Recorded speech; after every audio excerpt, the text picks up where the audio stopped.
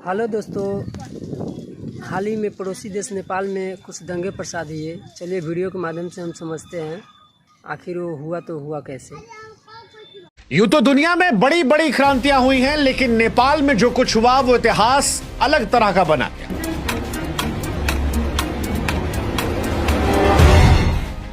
क्योंकि नेपाल में जेनजी ने 36 घंटों में सरकार को गिरा कर रख दिया।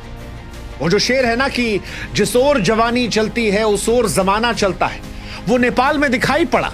नेपाल की सड़कों पर हजारों युवाओं ने सत्ता को हिला कर रख दिया, दुनिया को हैरत में डाल दिया।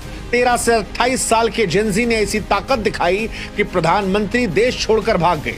मंत्रियों के घर आग के हवाले हो गए, संसद धधक उठा, होटल जल रहे थे, नोट सड़कों पर उड़ रहे थे, सड़क पर युवाओं की भीड़ नजर आ रही थी। और यह कोई साधारण आंदोलन नहीं था, यह एक ऐसा डिजिटल तूफान था जिससे बिना किसी नेतृत्व के नेपाल के 7 प्रांतों और 77 जिलों को आग की लपटों में लपेट लिया। लेकिन सवाल यह है कि क्या इस आंदोलन ने नेपाल को अनाथ भी कर दिया? सवाल यह भी कि नेपाल अब किसका है? क्योंकि 17 सालों में 15 बार प्रधानमंत्री बदलने वाला नेपाल आज अनाथ खड़ा है। अनाथ क्यों कह रहे हैं? क्योंकि एक देश को चलाने के लिए 2 तरीके होते हैं, या तो लोकतंत्र का या राजशाही का। लेकिन आज नेपाल में ना लोकतंत्र की पूरी साख बची है, ना राजशाही का कोई नाम लेवा। सवाल यह है कि नेपाल किसका है?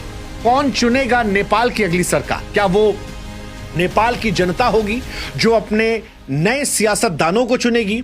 क्या वो अमेरिका, चीन जैसे बाहरी ताकत होंगे जो नेपाल में कुर्सी पर कौन बैठेगा, नेपाल कौन चलाएगा, उसको तय करेंगे? सवाल यह भी कि जिस सेना ने नेपाल की कमान को संभाला है, क्या वो पाकिस्तान की तरह अपने अंदर महत्वाकांक्षा तो नहीं पाल लेगी कि हमें ही सरकार चलानी है? क्योंकि जनता जो है वो राजनेताओं से या राजशाही से खुश नहीं है। या फिर नेपाल के वो मेयर जिनके बारे में कहा जा रहा है कि इस क्रांति को असली आवाज उन्होंने पीछे से दी, और वो मेयर जो टाइम्स मैगजीन में टॉप 100 में आए, वो नेपाल के अगले प्रधानमंत्री बन जाएंगे। नेपाल का अगला प्रधानमंत्री कौन बनेगा, इसको हम आपको बताएं उससे पहले हम आपको बताते हैं कि बीते 17 सालों में नेपाल को कैसे 15 प्रधानमंत्री बने। दरअसल नेपाल एक ऐसा देश है जो राजनीतिक तौर पर हमेशा अस्थिर नाव पर रहा। 2008 में नेपाल में राजशाही का खात्मा हुआ, देश ने लोकतंत्र अपनाया, लेकिन सत्ता की कुर्सी पर टिकना तब से किसी के लिए आसान नहीं है। 17 सालों में 15 प्रधानमंत्री, और यह आंकड़ा अपने आप में इस देश की राजनीतिक अस्थिरता की कहानी को बयां करता है। 2008 में पुष्प कमल दहल प्रचंड वो बनते हैं प्रधानमंत्री, 16-17 में बनते हैं, 2022 से 24 के बीच में भी वही रहते हैं।